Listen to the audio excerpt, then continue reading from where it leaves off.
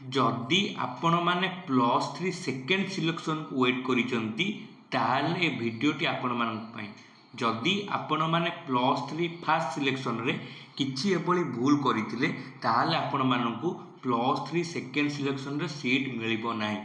ताहले अपेक्षा नकरी वीडियोटी को शेष पर्यंत देखंतु कारण मु वीडियोर शेष पर्यंत बहुत गुरुत्वपूर्ण सूचना मान डिस्कसन करी एवं आपण मान गोटे छोट अनुरोध जदि आपण मैंने चैनल नुआ अच्छा चैनल टी सब्सक्राइब कर दिंतु एवं आम डिस्क्रिप्शन बॉक्स रे आम टेलीग्राम चैनल लिंक मु प्रदान करी आपण मैंने सेठी जॉइन होई ओडिशार समस्त एजुकेशनल इनफॉरमेशन न्यूज गोटे चैनल माध्यम पाई परिबे। ताहले आसतु बुझीदेबा ए संपर्कित समस्त ऑफिशियल तथ्य देखंतु जेउ मानकर +3 फास्ट सिलेक्शन रे सीट आसीथिला से माने तीन गोटी ऑप्शन चयन करथिले गोटे रे आपण मानक फ्लोट गोटे रे आपण मानक फ्रीज आ गोटे रे स्लाइड मु तीन गोटी ऑप्शन रे आपण मानक एग्जांपल सहित बुझी देई बा तीन गोटी ऑप्शन को मु आज ए कंसीडर हिसाब नै मु कहि देबी जदि आपण माने कोनोसी भी गोटे जगह रे मिस्टेक करिसंती ताहले आपण मानकु +3 सेकेंड सिलेक्शन रे गोटी हेले भी सीट मिलिबो नाही। मु कहि रखु चाहे जेउ मानकर +3 फास्ट सिलेक्शन रे सीट आसी नथिला ध्यान दियंतु जेउ मानकर +3 फास्ट सिलेक्शन रे कोनोसी सीट आसी नथिला से मानकर कोनोसी असुविधा नाही से मान ऑटोमेटिक सेकेंड सिलेक्शन रे पार्टिसिपेट करि पारिबे। वर्तमान आसीबा जेउ माने फ्रीज फ्लोट किंबा स्लाइड चयन करथिले देखंतु जो माने फ्रीज चयन करथिले से माने कोन करिवे जो माने फ्रीज चयन करथिले से माने तापर ऑनलाइन पेमेंट मतो दाखल करथिबे ऑनलाइन पेमेंट परे से माने इंटीमेशन लेटर डाउनलोड करथिबे एवं इंटीमेशन लेटर डाउनलोड होई जिबा अर्थ आपण मानकु कॉलेज जाई एडमिशन लेबा पई पड़िबो। जदि आपण फ्रीज मारिचंती एवं ऑनलाइन पेमेंट करि नाहांती मन रखिए जदि आपण माने फ्रीज ऑप्शन को चयन करथिले ऑनलाइन पेमेंट करि नाहांती तेबे आपण एडमिशन प्रक्रिया रु विदा होई सारी छंती ध्यान दियंतु। ता सहित जदि आपण फ्रीज मारिथिले ऑनलाइन पेमेंट मध्य करिसंती इंटीमेशन तो डाउनलोड मध्य करिसंती किंतु कोनोसी कारणवशत संपुक्त कॉलेज को जाई एडमिशन करि पारले नाही मन रखिए आपण फ्रीज चयन करथिले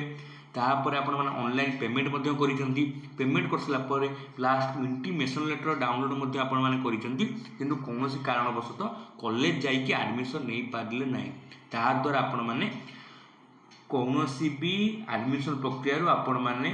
विरत रहिले बा आपण फर्दर कोनोसी एडमिशन प्रक्रिया रे भाग नै पारिबे नाही किंतु ऑलरेडी जो माने फ्रीज करी कि कॉलेज रे एडमिशन नै सारिचंती से माने स्थिर वर्तमान से जो जगह एडमिशन नै सारिचंती से माने से जगह बर्तमान स्थिर से माने द्वितीय पर्याय बा सेकेंड सिलेक्शन रे भाग नै पारिबे नाही। ए पॉइंट आपण गुरुत्वर सह मन रखंतु जेउ माने फ्रीज मारि देथिन अर्थ से माने सेकेंड सिलेक्शन रे भाग नै पारिबे नाही। आशा करी आपण माने बुझी पारथिबे। वर्तमान ऑप्शन को जिबा स्लाइड एवं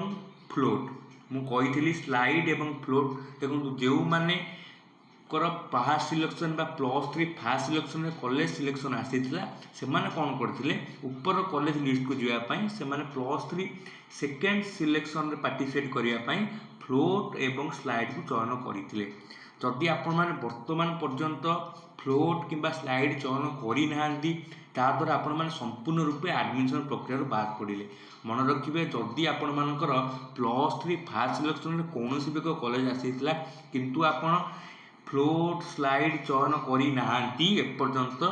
ता द्वारा आपण माने संपूर्ण एडमिशन प्रक्रिया रो बाद पड़िले आपण मानकर आउ फेज रे बा चलित जो +3 फास्ट फेज चलीची आपण मानकर एडमिशन हेई परिबो नाही बुझिले। जदि आपण से ऑप्शन रे फ्लोट को चयन करिसंती जदि आपण माने फ्लोट को चयन करिसंती ऑनलाइन पेमेंट करि नाहांती